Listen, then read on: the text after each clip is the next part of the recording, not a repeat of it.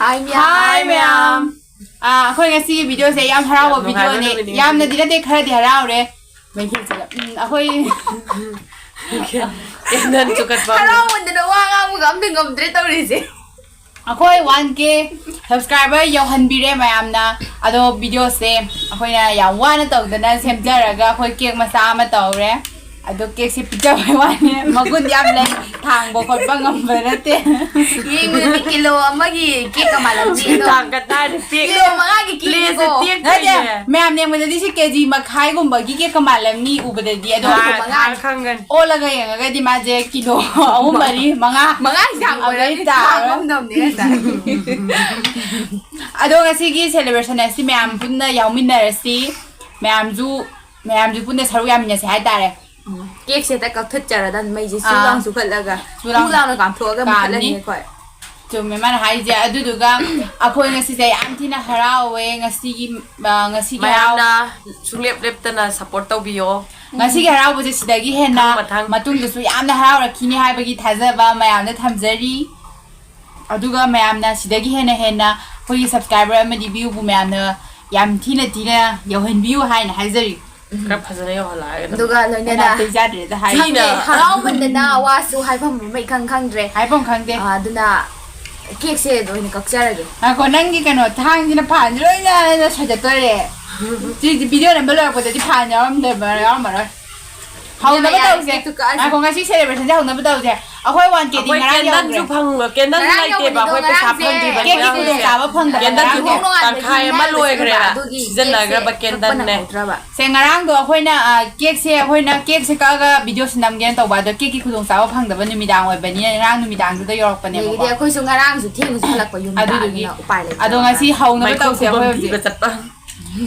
cake se na de me ke se sukha cha ge kendan se thazar ge myam mang da Na. cake se loi mo le Cake ni na da puri ta ta ke yo cake mo le ni puri se mo le ni cake wa khan da puwa nga ri sa je cake nga da ure Ay di sa ju ilum. mulan ba ya de khoi gi Tumsit thara ma ha da da ba gi. amna khoi gi Haraw man na tumsit pa hadre ma'am. khoi lai khrom gi je ko khoi se lai khrom ma de khoi Jadi want to start horo kuram. khoi si da gi de khoi he ne mai pang ba he ne subscriber yam ba khoi gi subscriber yam ba ha bi khoi hello ji ma Sida gidi ma handrake ka to thune yo hanbiro sila. mani Aduga mayam na Paisa je ta zoro lakwa. Yung view ko yung video bu aduga Paisa je zoro lakra di ahaw ba sa de ba khoi ahaw ba sa. so bu man hai je na han ba sa mana bu pham ni Kendan jim tang ga matang de ahan matha ba phangan biyo. kendan ji kha thana ru ba gi Aduga may video siya ese video sang. le le ji di wan ji Kita tinjo ni. kendan le pai tho ga do ya ba kendan ba ji da do re kendan ji lo tho ji kha ji Eh. lang thong no tham ja mi than ji lang thong Nanti ji en have cake to gidi outside of hanbiro sa ba. si bo da Meres mi ga thana ru ba gi Dito ga naman eh. Napagod. Okay, ito may ang cake siya menes na raga ka sabihin na si menes oras. ke se ga ji ma pu na ka mi na ji si thang Thang le re. thang ji kha no mo le du du ke a go chi ji Kakadali na ba nila. Kidak na day to yung mapapsit. mo ma to nya ka ke ay pa na ito kita Ano yung tatay cake so ni sa ni Kuyari siya. मैं हम पुण्य स्वामी ने चीज़ लाओ कर को पास Paro, jesa na to. से लाओ से ये Sangi ni. से ये लग थो जी को लग थो जी कुछ नहीं मैं हम जाने ले यार Maya, siapa yang kita nagdam ne? aku yang ni Oo, kayo na. mapada na na रे Ako'y video namin siya. Ako'y kaksa din natin ba po. Ako'y mari mga taruk hay tare. aku pun nama kini adu tu kasi kasi Yang cawo cawo. Ay, siya may amsa kayo sa uwi. Lang kita ay na. मैं pun nama kini aku celebration ni मैं pun Ako'y may amsa. May punta tawin na si hay ba ko. Amana matapag lang ko. Ito tawag na rin ba. Hoy, ngwa ti do nga do. Adudugi. Ako'y aku umang mati nga kan nga pa na. saya bagi mong Lo, ada bisa. Yan ay akong tuwa yan eh. Ala, tibong lo ba isa. Ay dito niya. Ako'y hen sana jarage hen masar game bigis ra.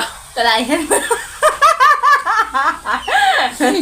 Hen masar. Maksudnya ꯑꯁꯨꯝ ꯆꯥꯎꯕ ꯁꯦꯂꯦꯕ꯭ꯔꯦꯁꯟꯁꯤꯗ ꯑꯩꯈꯣꯏꯅ ꯀꯌꯥ ꯑꯃ ꯇꯧꯗꯅ ꯁꯨꯃꯥꯏꯅ ꯆꯥꯕ ꯐꯪꯕ ꯍꯥꯏꯕꯁꯦ ꯑꯩꯗꯤ ꯑꯅꯤ ꯆꯥꯒ ꯌꯥꯝ ꯍꯔꯥꯎꯋꯦ ꯈꯔ ꯆꯣꯞꯄꯅꯤ ꯂꯩꯈꯣꯝ ꯇꯩꯅꯤ ꯑꯗꯨꯗꯨꯒ ꯑꯩꯈꯣꯏꯒꯤ ꯁꯤꯒꯤ ꯊꯧꯔꯝꯁꯦ ꯃꯌꯥꯝ ꯄꯨꯟꯅ ꯁꯔꯨꯛ ꯌꯥꯝ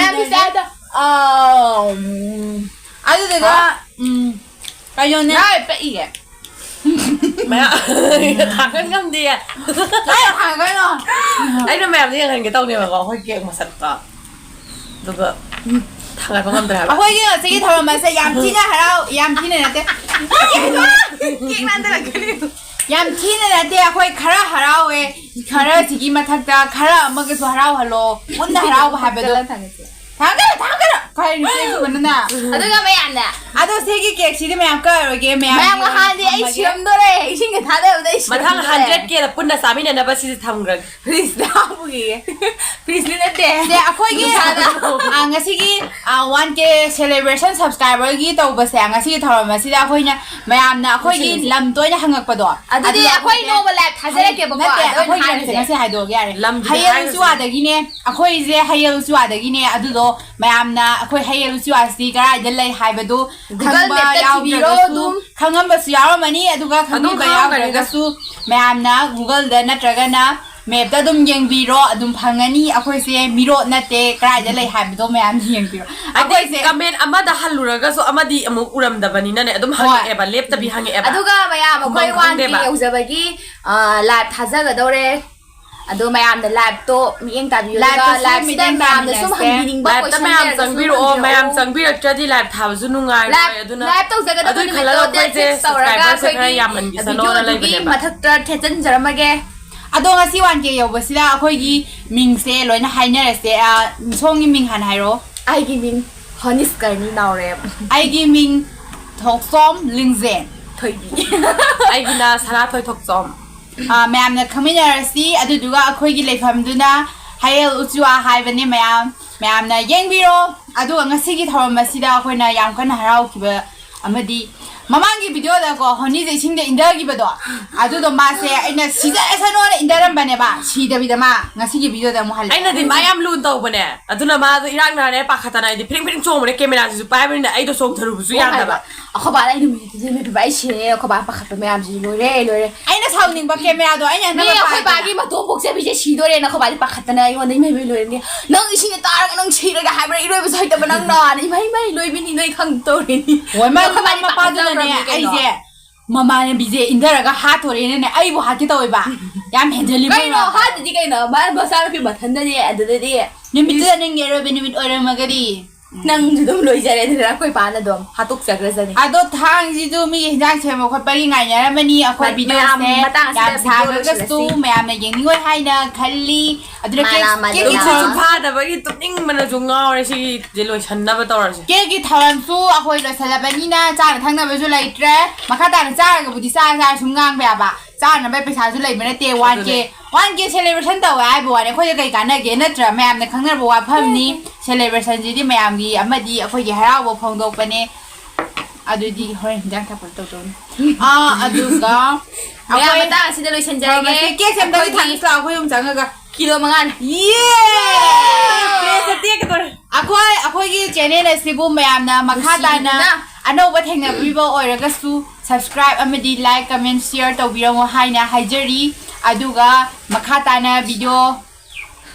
na video sing du su yengbiu khoi video loiba phau yengbiu aroi bada kainoma sum yarokani aduna mayam na nokpiu higatpiu nungai ta phau mayam na nungsi biu akoi je nungsi ba phau draga ju nungsi biu sule repta na nungsi biu ko mayam na nungsi draga di akoi gi subscribe adagi view yaw draga di akoi na tawjariba je awaman phangoi doine ba aduduna mayam punna hai tare maya matang sida khoi video si lo shinjarage tension jarage adu lo chalak pada subscribe ba ni share subscribe like video pa ye tara khoi gi thoro sin lai ge to thorom lai re wa khan se ya ga sai na si thabak thorom ji made haidok sere roi ai gi thorom adu akhoi gi video se mayam su hoi nungsi bi khaji dai akoi gi khaji yam tan na akhoi gi hauji gi thorom ꯃꯇꯥꯡ ꯑꯁꯤꯗ ꯇꯦꯟꯁꯤꯟꯖꯔꯤ ꯈꯖꯤꯛ ꯃꯁꯤꯕꯨ ꯃꯤꯠꯌꯦꯡ ꯇꯥꯕꯤꯔꯤꯕ ꯈꯖꯤꯛ ꯌꯥꯝ ꯀꯟꯅ ꯑꯩꯈꯣꯏꯕꯨ ꯅꯨꯡꯁꯤ ꯌꯥꯝ ꯀꯟꯅ ꯅꯠꯇꯦ ꯈꯖꯤꯛ ꯌꯥꯝ ꯇꯞꯅ ꯑꯩꯈꯣꯏꯕꯨ ꯅꯨꯡꯁꯤꯕꯤꯕ ꯍꯧꯔꯛꯏ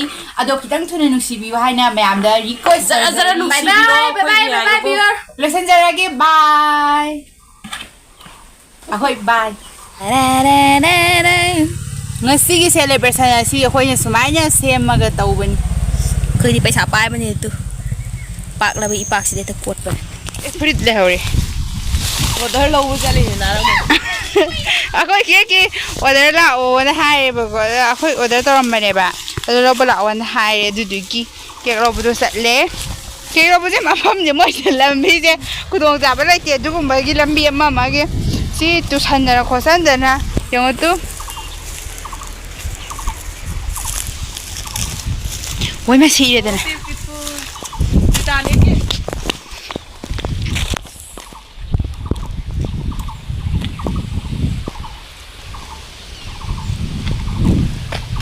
ꯀꯦꯛ ꯀꯟꯅ ꯁꯥꯔꯤ ꯋꯥꯡꯈꯠꯍꯜꯂꯣ ꯌꯥꯝ ꯋꯥꯡꯈꯠꯍꯜꯂꯣ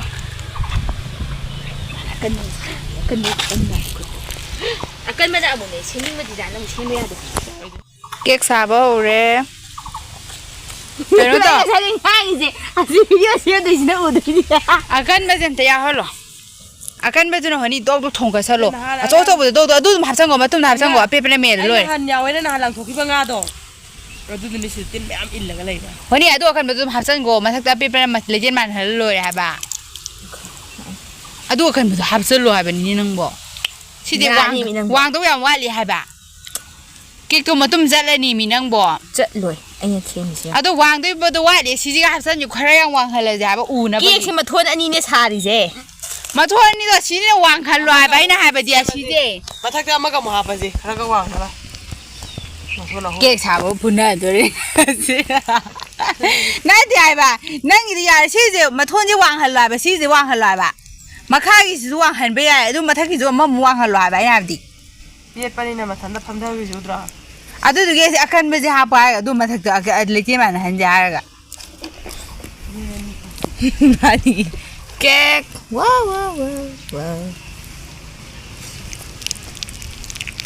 ꯃꯤ ꯍꯥꯏꯕꯗꯤ ꯁꯨꯡꯌꯥ ꯌꯦꯡꯉꯗꯤ ꯁꯤ ꯌꯥꯝ ꯍꯥꯞꯅꯤ ꯑꯗꯨ ꯍꯥꯞꯄꯒ ꯋꯥꯡꯈꯠꯍꯜꯂꯣ ꯑꯗꯨꯗꯨꯒ ꯁꯤ ꯃꯦꯜꯂꯒ ꯇꯧ ꯍꯥꯏꯕ ꯑꯗꯨꯝꯕꯗꯨ ꯑꯗꯨꯝ ꯍꯥꯞꯆꯜꯂꯣ ꯍꯥꯏꯕ प्लेट पाथर है के प्लेट पाथर के पाथर है मफम से तो फजर है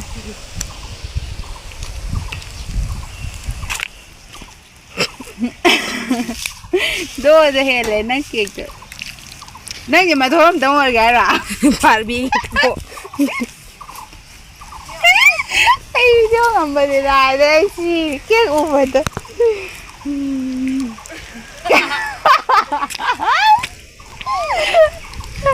sih kayak ya rồi nào quay kìa chứ bộ kiếp của mà không cái nào tao này kìa bắn nó kì đây đây gì imoi nugi cái nó imoi nu sao vậy đó mà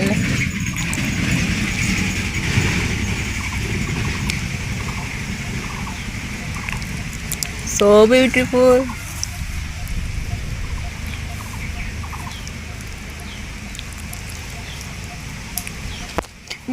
video soạn thằng thua tập lại soạn ini video nó mình sẽ thằng thua tập mình lấy gì gì con đến tới giờ phone nó cần dần vào tới thì sẽ thằng thua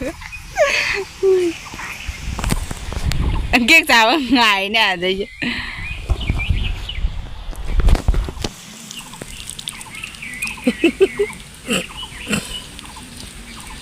अखोई जी cake साबा लोइसले थौरम से cake तुम तो उहलम मुदना से ना को अमदा का खथु दे उहनदे अतदे आई मो हा तले असी आइने तो से मा तो इनो आइ त नाइ वा तो आइ त ओइ भाई सिगे तो केक साबा चलु बे केक परे केक अनोबा अतगी केक दो मा ताबरे के न ओपरे खुचा दिगा भिडियो नम्बर जु खुदोंग चावा फंग्रे दुना भिडियो सिमतां साइड लोइसलगे